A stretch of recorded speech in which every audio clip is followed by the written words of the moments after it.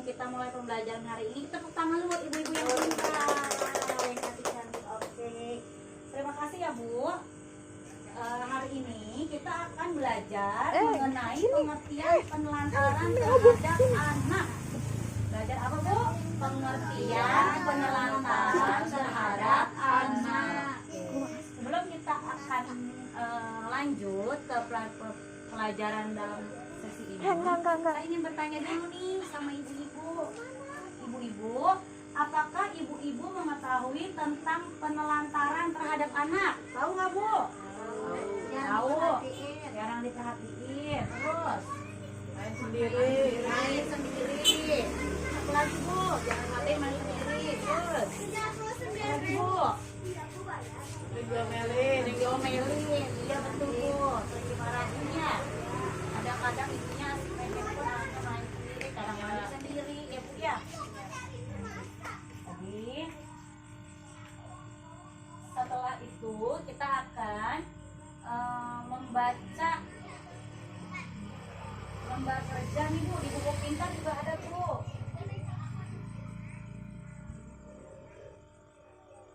Nah ini dia cerita.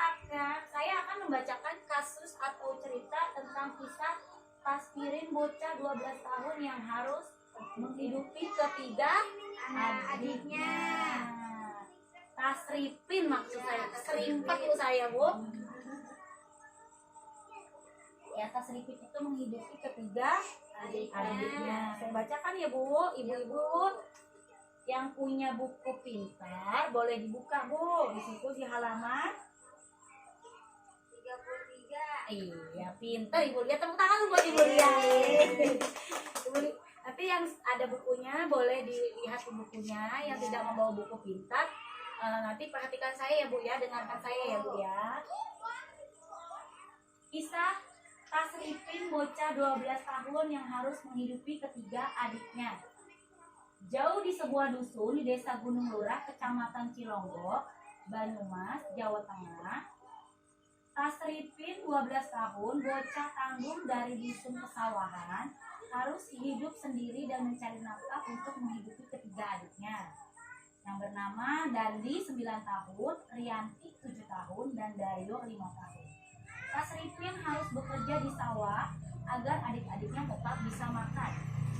Di rumah bilik kayu dengan luas 5 kali 7 meter persegi, dengan satu ruang kamar luas 3 kali 3 meter persegi, dan sebuah dapur dengan tungku kayu bakar serta isi perabotan yang sangat sederhana, dan hanya terdapat 2 buah kursi panjang dan 1 meja beralaskan lantai semen yang sudah pecah. Hidup 4 bocah sebatang kara. Ayah mereka pergi bekerja di Kalimantan bersama kakak ketuanya. Sementara ibunya meninggal akibat tertimbun longsor saat sedang mencari kasih 1 tahun lalu.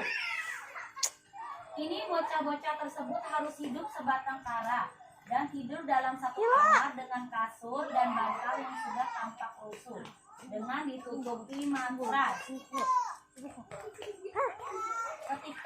Ketiga adiknya sangat mengandalkan kakak kedua mereka, Tasripin, yang setiap hari harus bekerja di sawah dengan mencangkul, membersihkan sisa-sisa padi, serta menanam padi bersama warga desa pada saat masa tanam.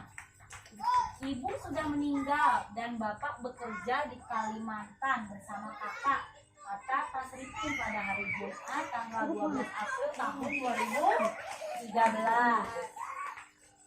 Hampir setiap hari Tasripin mesti pergi ke sawah untuk mencari uang demi menghidupi ketiga adiknya.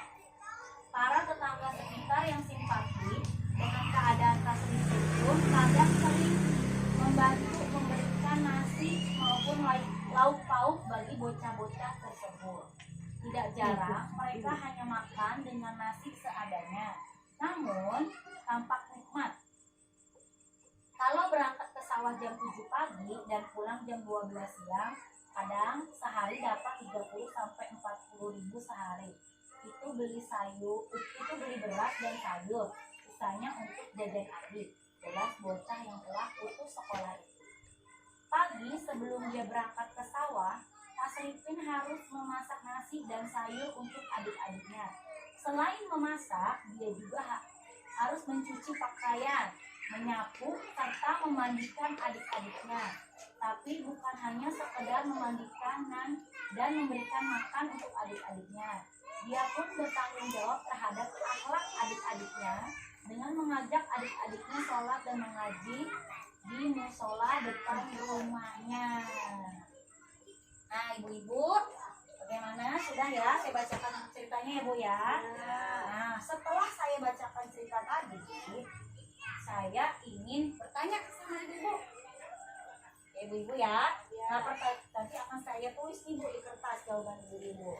Nah, pertanyaan yang pertama, apa saja pekerjaan dan tanggung jawab yang dilakukan Tasripin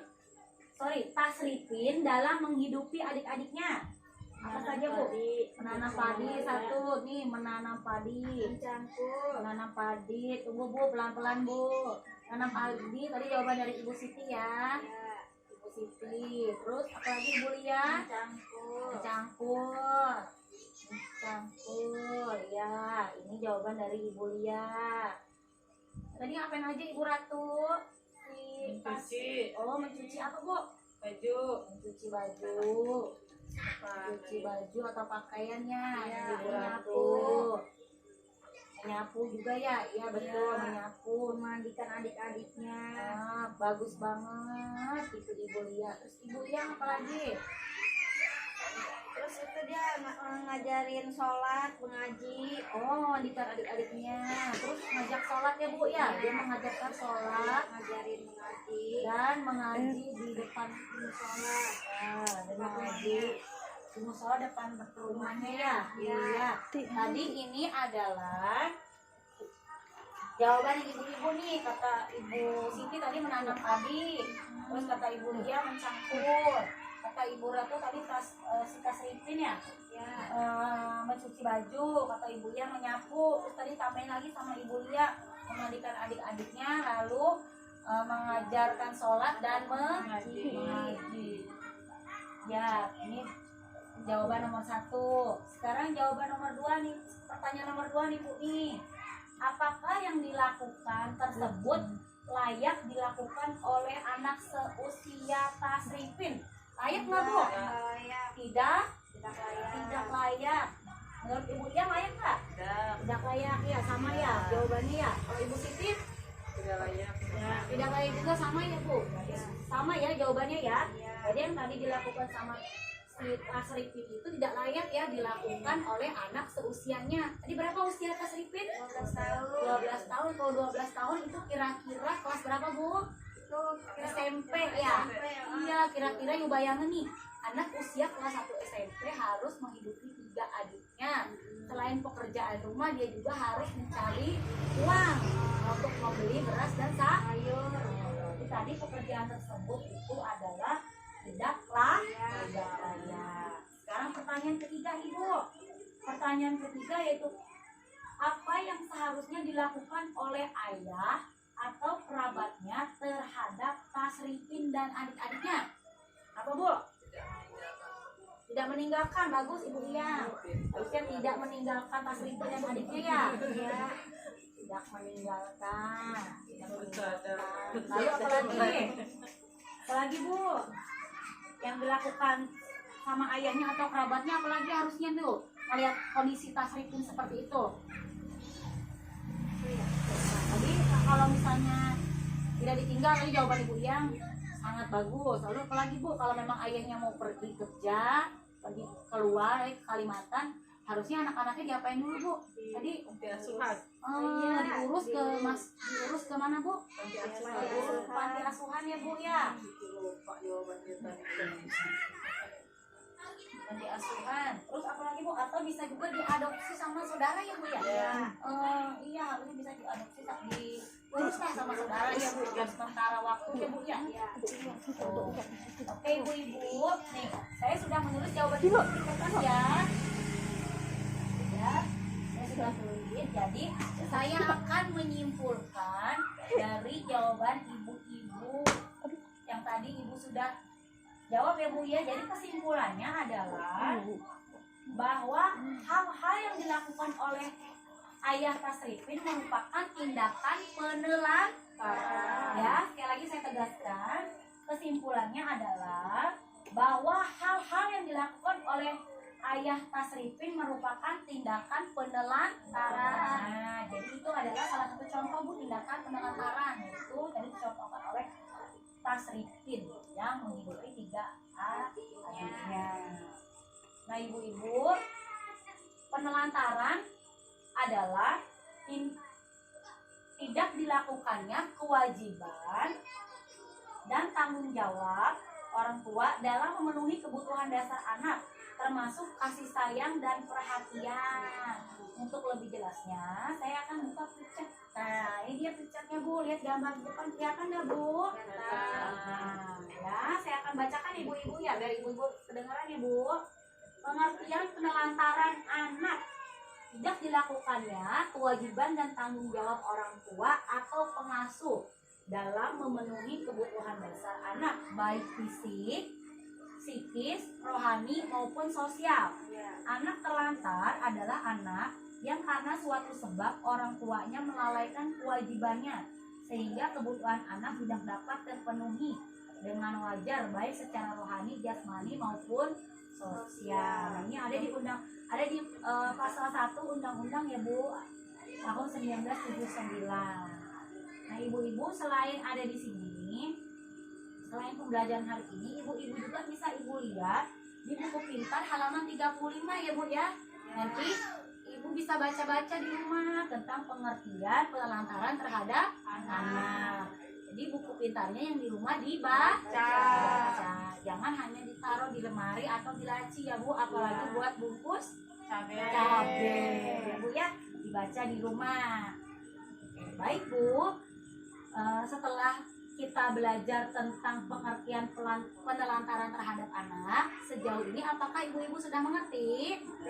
Sudah jelas ya Bu? Tentang pengertian penelantaran terhadap anak? Sudah jelas. Oke. Untuk lebih semangat, saya minta tepuk tangan lagi sebelum kita akan berlanjut ke pembelajaran berikutnya. Ya. Nah, baik, karena pembelajaran yang ini sudah ibu-ibu sudah mengerti, saya akan masuk ke pelajaran berikutnya, yaitu tentang contoh-contoh penelantaran.